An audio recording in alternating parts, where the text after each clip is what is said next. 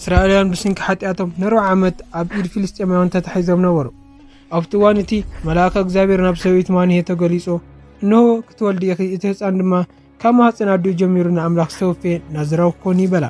ፀጉሩ ክላፀ የብሉን ንሱ ድማ ንእስራኤል ካብ ኢድ ፊልስጤማውያን ከድሕኖም ክጅምር ይበላ። ሳምሶም ተወለደ፣ እግዚአብሔር ድማ ብሓይሊ ባረኾ። ሳምሶም ዓብይ ምስ ኮነ መንፈስ እግዚአብሔር ኣብ ልዕሊኡ ብሓይሊ ክዓርፍ ጀመረ። ሓደ መዓልቲ ናብ ወይኒቶም ንክኸይድ ከሎ ሓደ ሓያል አንበሳ እናጋዓረ ቀባበሎ መፀ። ኣብ ኢዱ ምንም ከይሓዘ ነቲ አንበሳ ከም ጣስያ ቀደዶ። ፊልስጤማውያን ብሰራዊት ክሕዝዎ ምስ መፁ ድማ ሳምሶን ሓድሽ መንጋጋ ኣድጊ ካብ ምድሪ ኣልዒሉ ብኡ ጥራይ ን1,000 ሰብ ቀተለ። ሓይሊ ሳምሶን ወሰን ኣይነበሮን።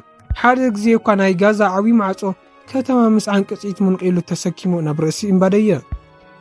ሳምሶን ኣብ መወዳእታ ደሊላ ትባል ሰበይቲ ኣፍቀረ። ፊልስጤማውያን ድማ ንደሊላ ምስጢር ሓይሊ እንታይ ምዃኑ እንተነጊርክና ብዙሕ ገንዘብ ክመኪና ብልዋ። ደሊላ ንሳምሶን መዓልታዊ ክተጨንቆ ምስ ጀመረት ኣብ መወዳእታ ምስጢሩ ነገራ። ኣነ ካብ ማህፀን ኣዴይ ጀሚረ ንኣምላኽ ዝተወፍየ ናዝራዊ እየ፣ ፀጉረይ እንተተላፅየ ድማ ሓይለይ ካባይ ክርሕቕ ይበላ።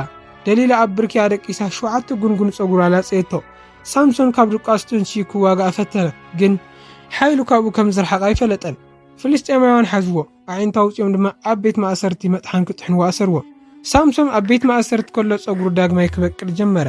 ፊልስጤማውያን ንኣምላኽ ዳጎን መስዋዕት ክስውኡን ንሳምሶን ከላጉፅልን ኣብ ሓደ ዓብይ ኣዳራሽ ተኣከቡ። ሳምሶን ድማ ናብ እግዚአብሔር ብልቡ ከምዚ ኢሉ ጸለየ፣ ኦ ጎይታ ሕጂ ጥራይ ዘክረኒ እቲ ሓንቲ ግዜ ሓይሊ ሃበኒ በለ።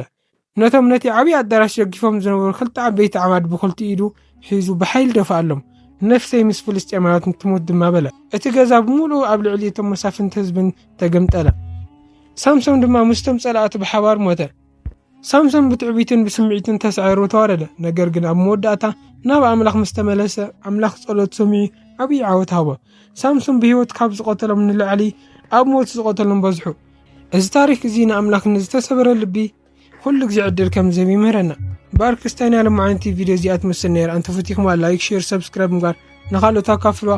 ኣብ ቀጻሊ ብኻልእ ቪድዮ እስካብ ንራኸብ ሰላም ኣምላኽ ምስ ኩላትና ይኹን። ኣሜን።